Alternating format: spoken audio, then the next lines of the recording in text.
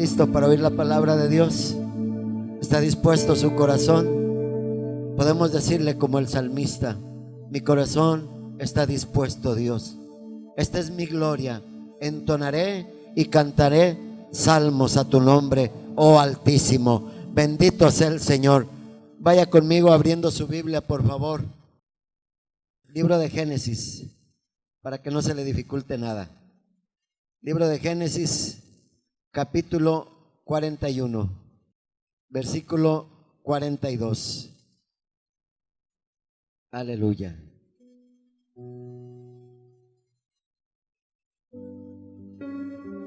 Libro de Génesis, capítulo 41, versículo 42. Nada más vamos a leer ese versículo. No vamos a hablar sobre José, pero vamos a tomar nuestra enseñanza de este versículo en esta mañana. ¿Ya lo tienen todos? ¿Sí? Lo vamos a leer juntos, hermanos, para la gloria del Señor. Dice la Escritura: entonces Faraón quitó su anillo de su mano y lo puso en la mano de José y lo hizo vestir de ropas de lino finísimo y puso un collar de oro en su cuello. ¿Sí lo tienen? Porque no los oí. ¿Sí? ¿Lo leemos otra vez? Acompáñenme, todos juntos vamos a leer este versículo para la gloria de Dios. Entonces Faraón quitó su anillo de su mano y lo puso en la mano de José y lo hizo vestir de ropas de lino finísimo y puso un collar de oro en su cuello. Amén. Siéntese un momento, por favor.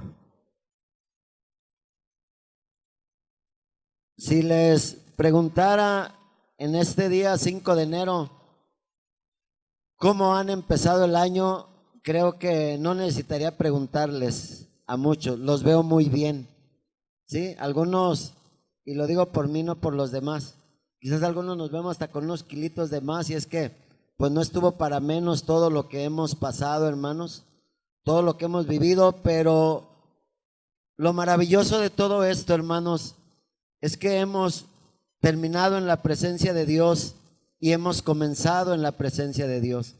Que no nos esperamos hasta que empezó este año para decir: ok, voy en este año a dedicarle toda mi vida al Señor. Me acuerdo que hace unos días, antes de que comenzara este año, les enviaba un texto a mi grupo familiar, hermanos, y les decía que no nos esperáramos a que fuera 1 de enero para empezar a buscar la presencia de Dios, sino que los días que faltaran nos llenásemos de la presencia de Dios, para que cuando llegara el 1 de enero nosotros no hiciéramos un propósito, sino ya viniéramos llenos de la presencia de nuestro Dios. A su nombre sea la gloria.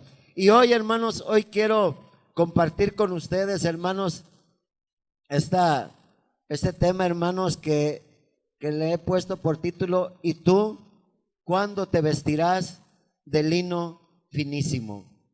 ¿Cuándo te vestirás tú de lino finísimo? La vida de José la hemos escuchado mucho, hermanos. Se ha hablado mucho acerca de la vida de José, de su relación que él tenía con Dios, de su dependencia con Dios. Hemos escuchado, hermanos, cómo José prefirió, hermanos, prefirió ir a un lugar, estar preso, hermanos. Como, hermanos, aunque él no prefirió ser vendido por sus hermanos, sí tomó esa decisión. Primero lo arrojaron a un pozo, después lo sacaron, lo vendieron a una caravana de ismaelitas. Los ismaelitas lo llevaron a Egipto. En Egipto, hermanos, lo compró, hermanos, Potifar, este hombre de la guardia de Faraón, amados hermanos, lo llevó. José, un hombre inteligente, un hombre capaz, un hombre, hermanos, que tenía una gran capacidad para poder ver las cosas, para poder portarse, por decirlo así, para poder portarse de una manera que fuera agradable a Dios. Y vemos todo lo que sufrió José. Lo último que él pasó fue cuando la misma esposa de Potifar, de aquel varón, amados hermanos, quería tener relaciones con él, quería acostarse con él cuando Potifar no estaba, hermanos, Y dice la escritura, hermanos, que José salió huyendo y dejó su ropa en las manos de esta mujer. Y cuando aquella mujer se vio burlada por él, porque no pudo tener lo que ella deseaba, lo que ella anhelaba, cuando se vio burlada por él, cambió las cosas y empezó a gritar y empezó a decir que aquel hebreo, refiriéndose a José, hermanos, la había querido violar, pero que ella se había resistido y le había quitado su ropa y aquel hombre se había ido. Cuando llegó Potifar, esta noticia se le dio y José, hermanos, este hombre, este joven aún, hermanos, José, dice la escritura que fue llevado injustamente, hermanos, a una cárcel. Pero allí en aquella cárcel, hermanos, Dios le da gracia a este hombre, porque cuando un hijo de Dios sufre una injusticia, hermanos, y eso es válido en este tiempo. Cuando un hijo de Dios, cuando una hija de Dios está pasando por una injusticia, aquella injusticia no se va a quedar ahí. Dios, amados hermanos, Dios va a dar de su gloria, de su gracia, de su poder, y aquella injusticia Dios la va a convertir en justicia. A su nombre sea la gloria. Por eso, hermanos, los que amamos a Dios, los que buscamos el rostro de Dios, siempre, hermanos, tenemos nosotros que caminar en justicia delante de Dios. Hace poco por ahí alguien publicaba, hermanos, y decía que no llames bendición a algo, hermanos, que has tenido que pecar para poderlo lograr. Esas no son bendiciones. Pero cuando hay algo justo de parte de Dios, Dios te va a, hermanos, a hacer sobresalir. Dios te va a levantar. José, hermanos, pasó ahí en la cárcel, hermanos. Estuvo ahí mucho tiempo, conocemos la historia, sabemos cómo salió. Cuando él les reveló, hermanos, 2 sueños a 2 personas, al copero y al panadero. Y cuando salió, los sueños fueron como tal, hermanos. Y cuando estaban con Faraón, sabemos también que Faraón tuvo aquel sueño, nadie se lo podía decir. Se acordó, amados hermanos, se acordó aquel copero que ahí en la cárcel estaba José, lo mandó llamar, amados hermanos, vino José. Y aquí empieza nuestro tema. Porque vino José y dice que cuando salió de la cárcel se afeitó, se quitó su barba larga que tenía, se puso de una presentación porque se iba a presentar ante el rey, hermanos, y llegó ante el rey y el rey le dijo, ¿tú puedes interpretar mis sueños? Y él le dijo, yo no puedo, pero el Dios al que sirvo, él sí puede interpretar los sueños y él te dirá qué es lo que está ocurriendo.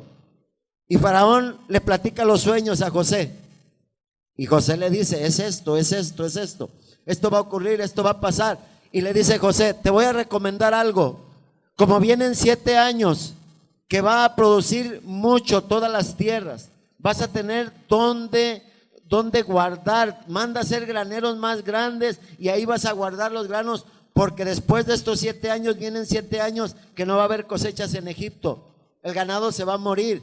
Te voy a recomendar algo, le dijo, busca un hombre, aquí en todo tu reino, en todo Egipto, busca un hombre, busca una persona que sea inteligente, que sea capaz, que tenga la capacidad, que tenga la sabiduría para poder hacer todo esto. Y Faraón, que obviamente no era israelita, ni conocía al Dios todopoderoso que conocía a José, él le dice, ¿en quién voy a encontrar esto que yo necesito si no es en ti? ¿En quién? ¿En qué persona? Y es este versículo que nosotros leímos ahorita, hermanos, cuando dice la escritura que Faraón se quita el anillo de su mano. ¿Qué anillo se quitó Faraón? El anillo, hermanos, con el que sellaba toda orden que Faraón daba. Y le dice a José, le pone su anillo en su mano y le dice, vístanlo de lino finísimo, denle la mejor ropa. Y le dice a él, aquí nadie hará algo en todo Egipto, nadie hará algo si tú no lo dices. Le dice Faraón, solo yo voy a ser mayor que tú porque yo soy el rey, pero tú eres prácticamente el que vas a gobernar.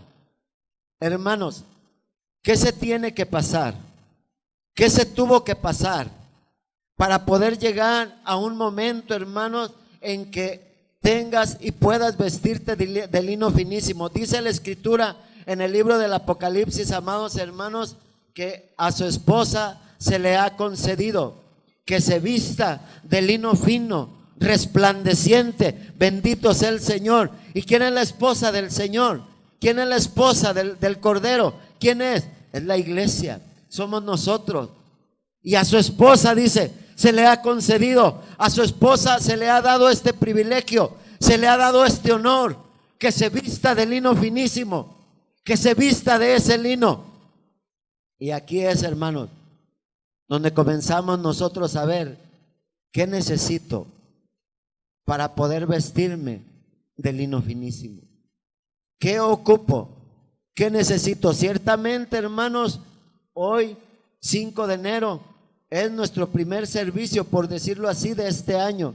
Aquí se terminó el 2019 y se comenzó el 2020, pero prácticamente hoy es el primer servicio, hermanos, y en domingo que tenemos de este año. ¿Cómo fue el año pasado para usted, amados hermanos? Si hablamos primero en cuanto a cosas no espirituales, ¿cómo fue el año pasado para usted? ¿Qué hizo el año pasado? ¿Qué se propuso el 1 de enero del 2019? ¿Qué propuso en su vida? ¿Qué propuso en su corazón? ¿Y qué logró, hermanos? ¿Qué logró terminar en el año 2019? El 2020, hermanos, sin duda alguna que es un buen año para nosotros comenzar haciendo cosas, pero hay muchos deseos. Hay muchos deseos y hay propósitos. Un deseo es aquel, hermano, cuando nosotros deseamos algo, anhelamos algo. Y yo puedo decir, un deseo que yo pueda tener para este año, ¿cuál pudiera decir? Un deseo. Yo tengo el deseo de que este año voy a pintar mi casa. Yo tengo el deseo de que este año le haré una habitación más a mi casa. Un deseo. Un deseo, hermanos, como quizás muchos deseos el año pasado se quedaron solamente en la tinta. El joven puede decir, este año voy a terminar la escuela que no terminé. El que no estudia va a decir, este año voy a entrar a la escuela. La persona más adulta podrá decir, amados hermanos, este año tengo un deseo y este año no pelearé tanto con mi esposa. Y la esposa quizás igual. Este año no discutiré tanto con el esposo. Este año trataré mejor a mis hijos. Son deseos. Pero hay una diferencia enorme, hermanos, cuando nosotros tenemos un propósito. Nosotros podemos desear vestirnos de lino fino. Puede haber ese deseo en tu corazón. Puede haber ese deseo en tu vida. Es un deseo. En Daniel, en el libro de Daniel, en el capítulo 1, el versículo 8, hermanos, ahí nos está mostrando la palabra cuando una vez llegó a la vida de Daniel un momento de un deseo o de algo que él propuso en su corazón. Y dice, hermanos, el versículo 8, y Daniel propuso en su corazón no contaminarse con la porción de la comida del rey, ni con el vino que él bebía. Pidió por tanto al jefe de los eunucos que no se le obligase a contaminarse. Daniel no solamente quedó en un deseo. Aquí, por dar algunos datos, el pueblo de Israel, hermanos, Babilonia, con el rey de Babilonia, los habían hecho presos y se los habían traído, hermanos, a todos los israelitas al país de Babilonia. Y ahí en Babilonia, hermanos, obviamente no eran judíos y las costumbres eran muy diferentes. Y el rey de Babilonia mandó, hermanos, a los eunucos que buscasen de los hebreos, hermanos, a 12 príncipes, 12 principales, 12 jóvenes, hermanos, príncipes del pueblo de Israel, para que fueran, hermanos, para que fueran instruidos sobre la lengua caldea, sobre todo, para que aprendieran sobre Babilonia, todo lo que ellos tenían.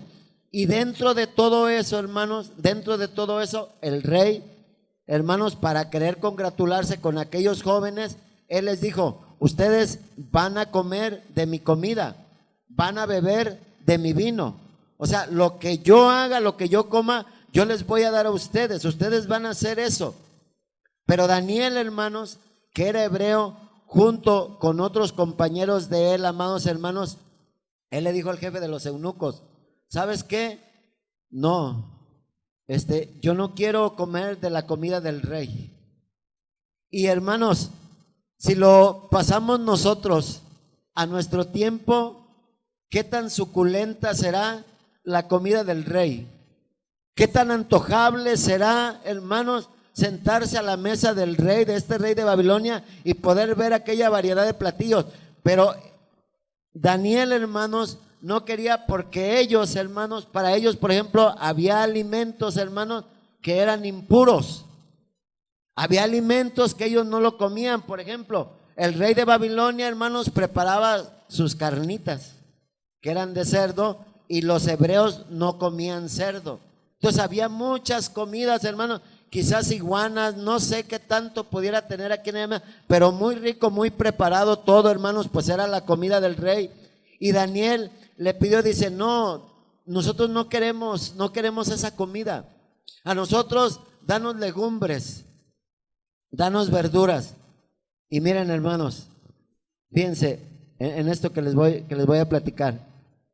El día, ¿qué fue? El viernes, cuando comí aquella comida rara que preparé, creo que sí fue el viernes, preparé una comida, nadie quiso comer, nomás yo.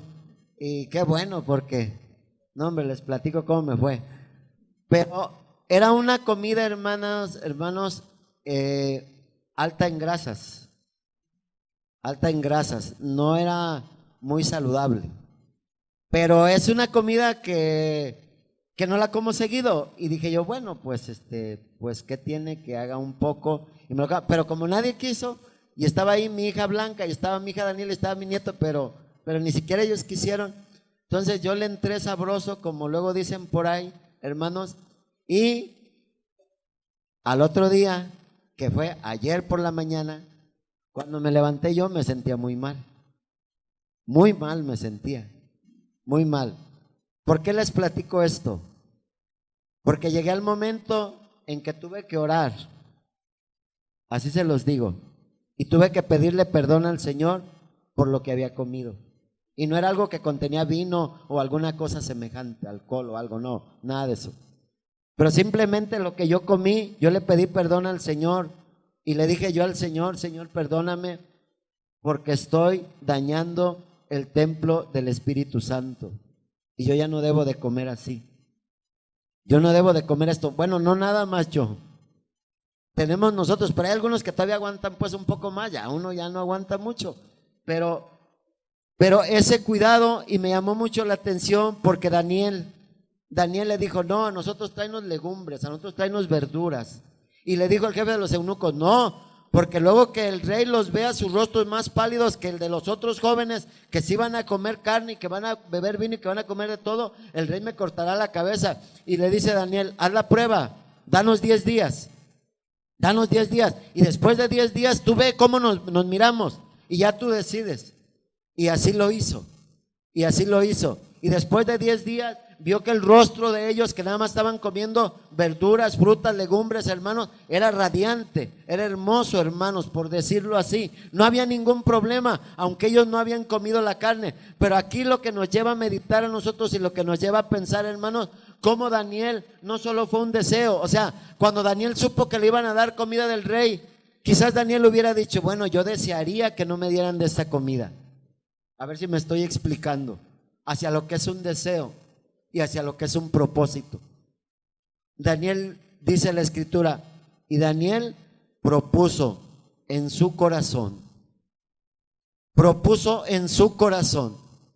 Hay un deseo de vestirnos de lino fino, pero hay más que un deseo, Cuando tú y yo, hermanos, estamos orando y clamando y proponemos en nuestro corazón hacer algo y el deseo queda atrás y hay algo más fuerte en tu vida, hay algo más fuerte en tu corazón, y es, hermanos, es proponernos.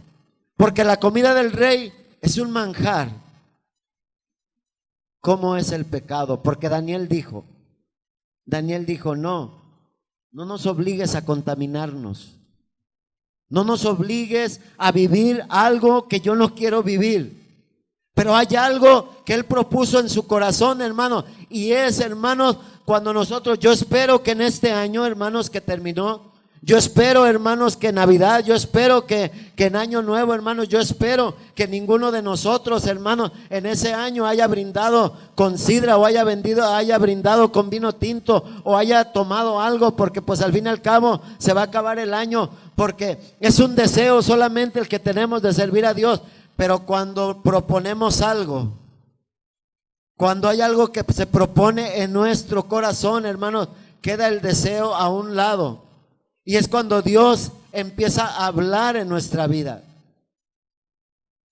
Voy a hablar un poquito acerca de la salvación. ¿Y qué es la salvación?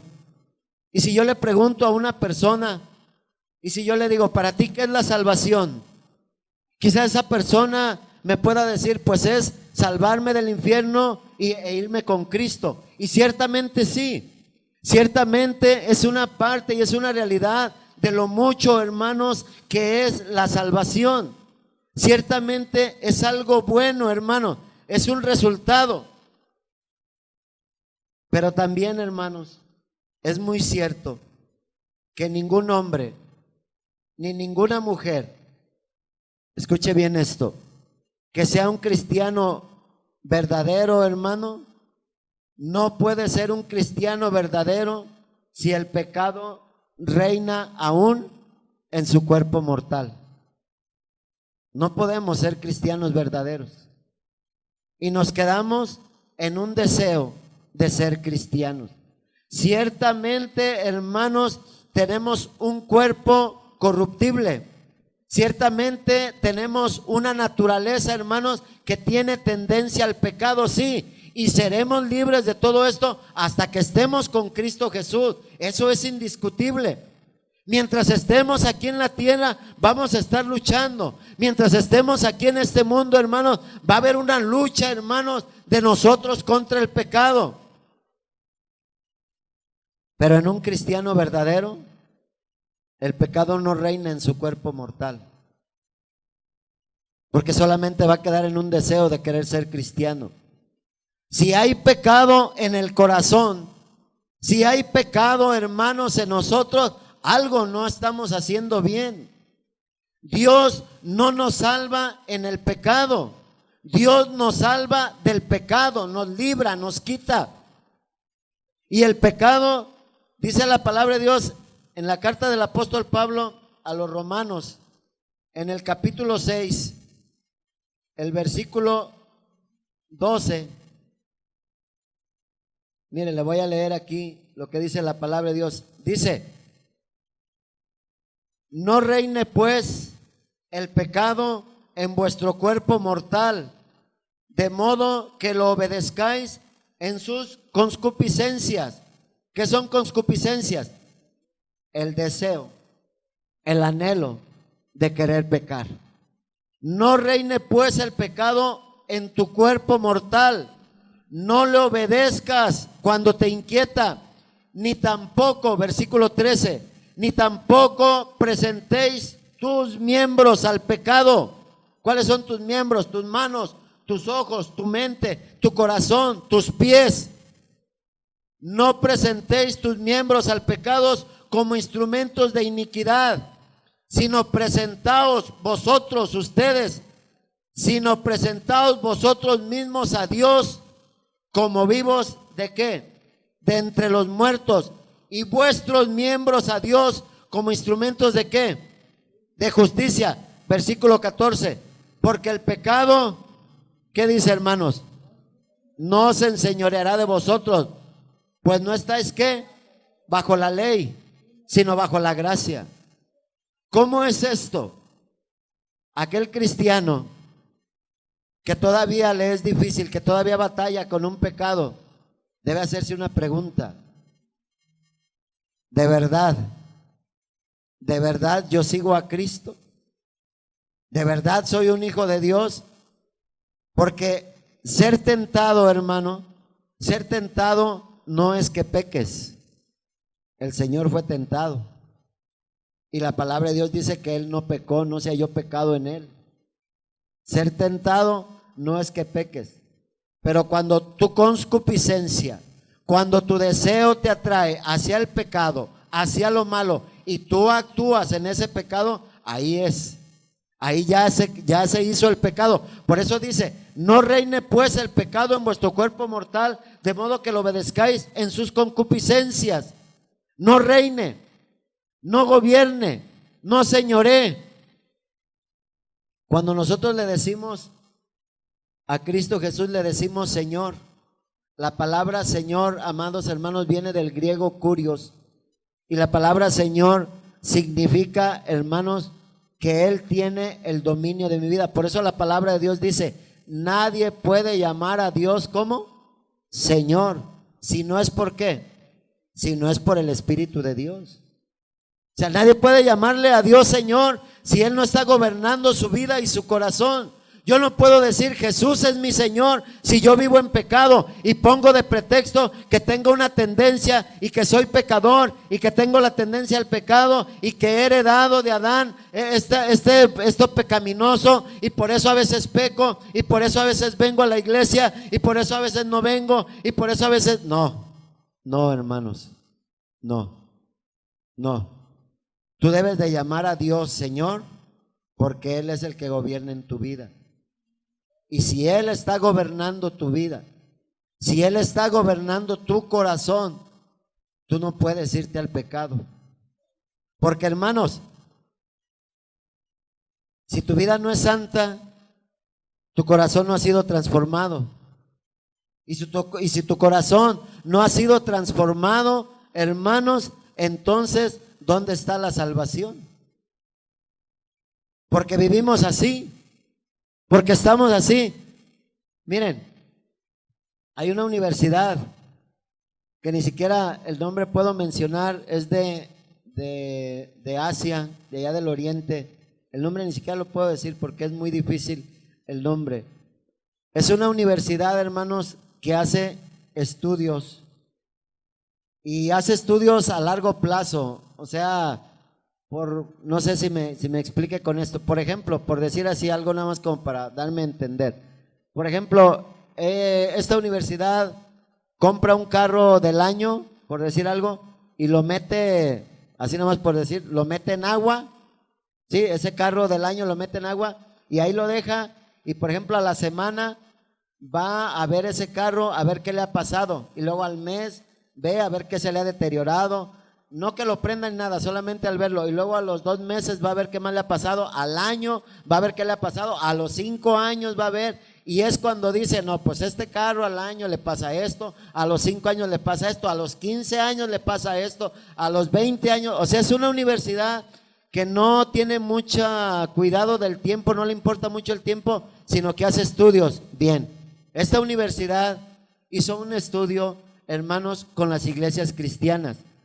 Y ella buscó, hermanos, a los grandes predicadores, a los grandes hombres de Dios, hermanos, que cuando había habido, hermanos, avivamientos espirituales tremendos en la historia, y fue y buscó a estas personas, y luego de encontrar a estas personas, hermanos, esta universidad se fue con los descendientes de estas personas, con sus hijos, luego con los nietos de ellos, hermanos, y luego con los bisnietos. Hasta ahí hizo. O sea, le llevó más de 50 años este estudio a esa universidad, y llegó a esta conclusión, hablando nosotros de la importancia, hermanos, de vestirnos de lino finísimo, de estar vestidos, hablando nosotros, hermanos, y aplicando esto a la palabra que estamos viendo, de cómo, hermanos, su vida y mi vida debe ser entregada al Señor y debemos de buscar a Dios.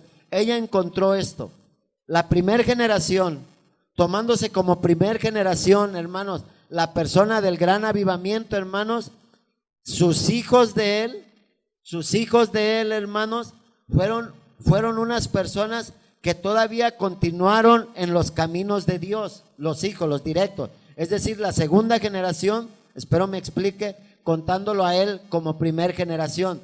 Y la universidad encontró que los hijos de él, hermanos, todavía buscaban de Dios, amaban de Dios, leían la Biblia, predicaban todavía, hermanos. Pero la tercera generación, es decir, los nietos, me voy a poner yo de ejemplo como para poderme. Yo soy primera generación, mi hija Daniela, segunda generación, mi nieto Isaac, hijo de mi hija Blanca, mi tercera generación. Llegó a la conclusión de que los nietos de ellos, de los grandes hombres de Dios, de los grandes predicadores, eran solamente cristianos nominales. ¿Qué es un cristiano nominal? Un cristiano nominal es aquel que entre la semana, hermanos, entre la semana hace esto, hace aquel pecado, comete aquello. Déjese usted de que no ora, déjese usted de que no lee la Biblia, déjese usted de que no viene al templo. No, un cristiano nominal es aquel que ya ni siquiera esto hace, que entre la semana anda en el pecado y el viernes o sábado dobla sus rodillas y se pone a orar y le pide perdón al Señor, y el domingo está en la iglesia. Y sale el domingo de la iglesia y otra vez hacer lo mismo. Al fin y al cabo Dios perdona. Al fin y al cabo Dios hace todo eso. Entonces fueron cristianos nominales. Entonces, ¿cómo cree usted que fue la cuarta generación? La cuarta generación ya eran unos apóstatas. ¿Qué son apóstatas? Aquel que ha negado ya la fe en Dios, aquel que ya no cree, aquel que ya ni a la iglesia visita. Esto a mí me llamó mucho la atención.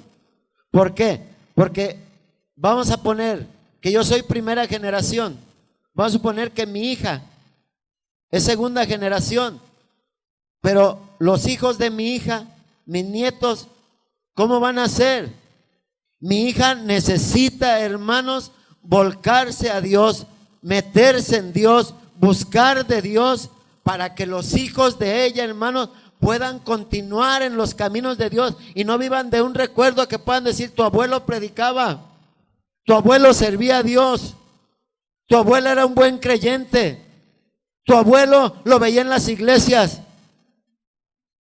Eso es bueno, pero a lo que quiero llegar con todo esto, hermanos, a lo que quiero llegar con todo esto, es que usted tome conciencia de la vida delante del Señor, de su consagración, de su entrega a Dios que usted está viviendo actualmente en este momento. Y que si usted ve que su vida es una vida que sí, a veces voy a la iglesia, a veces no voy a la iglesia, a veces me quedo, a veces no, que si usted vive así, los hijos de usted, nuestros hijos, van a ser quizás aquellos hijos nominales, si bien nos va. Entonces, la entrega a Dios, el buscar vestirnos de lino finísimo, no solamente es para que alguien pueda decir de nosotros: anda vestido de lino finísimo, no, sino para que los que vienen, hermanos, atrás de nosotros, mis hijos, mis nietos y mis bisnietos, hermanos, puedan ellos tener en su corazón, pueda haber en la vida de ellos, hermanos, algo fuerte, algo que los motive. Por eso, hermanos, al entrar en este año, ciertamente le dijimos adiós al 2019 y le dijimos bienvenido 2020, pero hermanos, en este año, ¿qué tal que el Señor viniera en este año? ¿Qué tal que el arrebatamiento de la iglesia sea hoy? ¿Qué tal si el arrebatamiento de la iglesia sea en un día que no tenemos servicio? ¿Qué tal, hermano, si ese día del arrebatamiento tú fuiste a una fiesta con tus amigos del mundo, pero al fin y al cabo tú no tomas, al fin y al cabo tú no fumas, al fin y al cabo tú no maldices, pero me la paso bien, bien a todo dar con ellos, son bien agradables? ¿En qué lugar vas a estar? ¿Cómo vas a estar ahí en ese lugar? A ellos no les gusta que tú les hables de la palabra de Dios. Ellos te dicen, si vas a venir aquí a hablarme de la palabra de Dios, mejor ni venga. Ah, está bien, hombre, no te hablo, nomás voy, me la paso ahí suave con ustedes, ahí estoy con ustedes, no pasa nada. Ellos se molestan porque tú les hablas de la palabra de Dios, pero habemos cristianos que nos molestamos cuando nos dicen, ve a la oración de las 5 de la mañana. Habemos cristianos que nos molestamos porque dicen, esta semana va a haber oración, las primicias de la oración, va a haber esta semana de oración. Ay, qué enfadosos, qué latosos. Toda la semana de oración, toda la semana de culto. Si te fijas, son dos cosas que están sucediendo en la vida de aquel que es cristiano y de aquel que no es cristiano. El que no es cristiano ama el estar en otro lugar, ama el no venir a la iglesia, ama el buscar un día, ese día, para no poder estar en el templo porque le es agradable. Pero el que ama a Dios busca cómo estar en la presencia de Dios. Y ahora que hemos visto, los que tenemos hijos y aún los que no tienen hijos, los que apenas se casaron, los que piensan en casarse, aún ellos, ¿cómo es tu vida delante de Dios? ¿Cuál es tu generación que tú estás viviendo? ¿En qué estás? ¿En un cristiano que todavía ora, que todavía canta? ¿O en qué estás? ¿En qué área de tu vida? ¿En qué parte de tu vida estás? ¿O estás viendo en aquello como decir, creo que no es tan importante ir a la iglesia tantos días? Creo que no es importante. Hermanos, me voy acercando al final con esto. Y yo por eso te quisiera preguntar, ¿qué tienes para este año? ¿Solo buenos deseos? ¿Qué es un buen deseo en las cosas de Dios? ¿Iré a la iglesia? Tal vez vaya a la oración. Quizás me integraré a un grupo familiar. Tal vez serviré al Señor en un departamento de la iglesia. Estos son buenos deseos. Pero los buenos deseos no nos ajustan para llegar a la presencia de Dios. Los buenos deseos no te abren el camino a Dios. Se quedan en eso. Y cuando sea el arrebatamiento de la iglesia, tú vas a poder decir, Señor, pero si yo pensaba, pero si yo había dicho que en este año, pero si yo te había prometido, Señor, pero si yo había pensado, pero se quedó solamente en eso. Por eso, hermanos, es mejor que propongas en tu corazón, hermanos, ¿cómo viviste este año pasado? ¿Altas y bajas? ¿Voy a la iglesia? ¿Ya no voy? Sí, voy a ir a la oración, a la de las 5 de la mañana, voy a ir. Y si vienes a la oración un día, pero le dices, no hombre, si está ahorita y luego con el frío, y luego levantarme. Hermanos, ¿a qué horas te tienes que levantar? Si la oración es a las 5, te tienes que levantar a las 4 o a las 4:30. ¿Y cómo fue tu año? Voy al templo, dejo de ir. Sirvo al Señor, lo dejo de servir. Voy a visitar enfermos, no, mejor ya no voy. Muy enfadoso. Se ve muy triste todo eso de que veas un enfermo terminal ahí con cáncer ahí que ya con trabajos te escucha. Pero oh, hermanos, qué maravilloso cuando tú vas a orar por un enfermo de cáncer y que quizás sí, quizás el Señor no lo va a sanar porque el Señor sus planes son llevárselo, pero que cuando tú llegas y ese no conoce de Cristo, que tú le hablas y tú le ves y ves en sus lágrimas, en sus ojos, y ves cómo levanta sus manos y ves cómo pide perdón y ves cómo clama, y que ya al final no le importa si Dios lo va a sanar o no lo va a sanar. A él le importa que Cristo ha venido a su vida, que Cristo ha venido a su corazón, que eso es lo importante, que eso es lo maravilloso. Por eso, hermano, no puedes tú vivir este año, no podemos vivir este año solamente lleno de buenos deseos, hermano. Es bueno que tengas deseos, pero necesitamos tomar una posición como lo hizo Daniel. Él se propuso en su corazón no contaminarse con la comida del rey. Qué hermoso será que tú puedas ver el pecado pero que tú decidas no contaminarte.